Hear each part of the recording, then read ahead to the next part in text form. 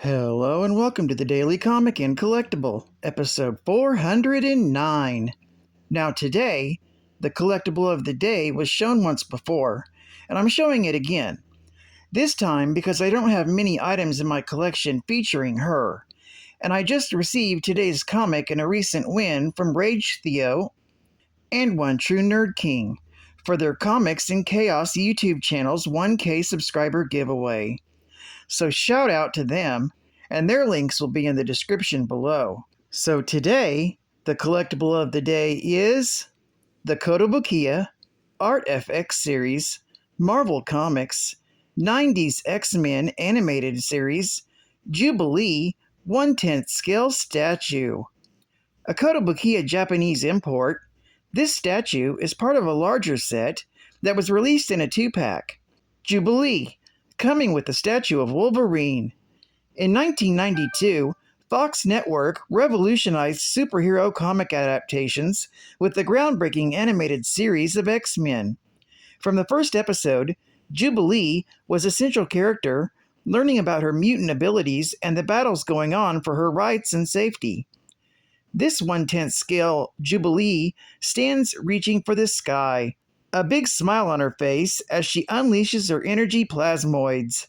Jubilee is designed off her comic appearances and the 1992 animated series. Sculpted by master artisan Ikea Jitsukata, the Jubilee statue stands 7.5 inches in height and was released by Kotobukiya. Now, the comic of the day is Uncanny X-Men, Volume 1, issue number 244, with a cover date of May 1989, with story by Chris Claremont, art by Mark Silvestri, and cover by Mark Silvestri. This issue is titled Ladies' Night. We open at the Hollywood Mall. A young mutant named Jubilee uses her powers to create fireworks and entertain a small crowd, much to the consternation of some watching mall cops, who try to arrest her. She manages to run and escape, so the cops decide to call the Mutant Hunting M Squad. Meanwhile, in Australia, Rogue freaks out upon learning that Carol Danvers, while in control of Rogue's body, redecorated her room. And when Storm suggests her struggles reconciling the two personalities in her mind are a worthy punishment for what she did to Carol, Rogue grows so angry that Carol is forced to take control once again. Dazzler, thinking the ladies could use some time away from their responsibilities, suggests a trip to the mall to blow off some steam. A little later, back at the Hollywood Mall, M Squad arrives just as the X-Men do. Seeing the women materialize out of thin air, a fascinated Jubilee follows them as they get their hair and makeup done. They also try on some outfits and purchase some new clothes. Meanwhile, M Squad unknowingly tracks the X-Men to a nightclub and spot Jubilee trying to get in. They try to capture her using equipment still affected by Inferno, and the commotion draws the attention of the X-Men, who save the day by rescuing Jubilee, and also rescue a bunch of innocent bystanders from the outrageous acts of the M Squad.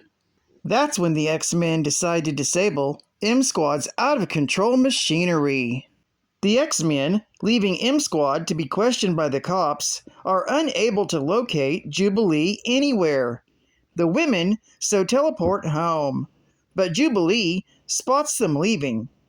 Worried that M Squad will come back for her, Jubilee decides to follow the X-Men home and steps into the lingering portal. Geek Fact: this issue is considered a key issue, being the first appearance of Jubilee, whose full name is Jubilation Lee. It's also the first appearance of M Squad, plus the first appearance of the Mutant Containment Grid. Bonus Geek Fact: the members of the M Squad gain their mutant expertise in Uncanny X-Men issue number 240 from January of 1989, due to the Inferno crossover event. And they presented themselves as experts on the supernatural, in X Factor Annual, Volume 1, Issue Number 4, from October of 1989. Another bonus geek fact. Jubilee's adventures after going through the portal are depicted in X-Men Annual, Issue Number 13, from August of 1989, and Jubilee again entertains the public, albeit not for money, in X-Men Annual, Issue Number 14, from July of 1990, which is also the first appearance of Gambit. Yet another bonus geek fact. Strange but true, evidently, the Hollywood Mall in the late 80s had a burger joint that was also a male strip club. Who knew? It was called Hot Bods. It was the Ms. Burgers of night spots. Advertising ad facts. You got an addiction, dude? A one-time offer for Marvel addicts. Stan Lee brings you the ultimate in Marvel collectibles.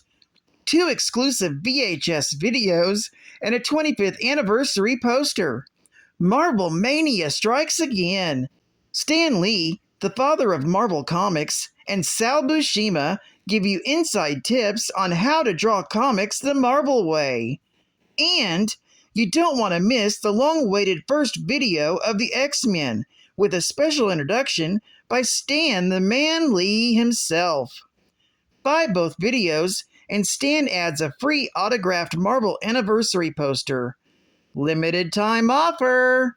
State-of-the-art gaming! Now take your favorite Nintendo titles anywhere you go. Nintendo handheld games. 25 titles to choose from. The new Nintendo Game & Watch. It lets you play Donkey Kong or Super Mario Brothers in a car, on a bus, or even in a tree with your friends.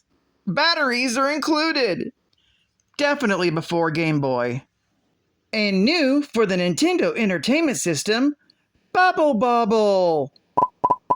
It's Dynamite. Bubble Bobble is really addictive action. It's the #1 game in Europe for over 3 months. Travel through over 100 scenes of laughs as your Brontosaurus buddies, Bub and Bob, blow you away with endless action. If you're looking for a good time, these dudes are the ones for you. The 1980s phone scams. A new dimension in fantasy games. The World of Fist. All calls are only charged at 50 cents per minute. Fist Is an exciting new concept in fantasy gaming. Just pick up your phone and dial 540 Fist and experience a dungeon adventure you control. You direct the adventure by dialing numbers as you compete for real gold every month. Fist The creatures and traps that await you are brought to life with dramatic sound effects. Hear the roar of the flesh eaters, the sizzle of the fireball, the chinking of the gold pieces. You will find in the Demon Prince's underground dungeon. The World of Fist. Remember to dial 9 to store your character in Limbo for your next visit. Limbo saves you money. Fist Only 60 cents per minute. And final geek fact. This was, of course, the first appearance of Jubilee, a teenage Chinese-American mutant who possesses the mutant ability to generate fireworks. She calls them quasi-animate transitory plasmoids. But later stories suggest she has broader energy creation and manipulation powers way beyond just fireworks. She says she's called Jubilee because every day is a party with her. But eventually we find her real name is Jubilation Lee, making Jubilee more of a nickname than a possible superpower moniker. In due time, she will end up joining the X-Men after becoming Wolverine's de facto sidekick, filling the role previously filled by Kitty Pryde, which is why I think the Kotobukiya figures fit so well together in the 90s animated collection. Thanks to her use in the 90s animated series as the point-of-entry character, Jubilee is arguably more well known among the general population than more significantly longer-serving X-Men. And by the early 90s, she becomes an integral part of the team. She eventually leaves the X-Men to found Generation X. Well, I'd like to thank you for joining me for another Daily Comic and Collectible, and I hope to see you again tomorrow. This is Cat Fan Comics Man, and I'll catch you on the flip. Over and out.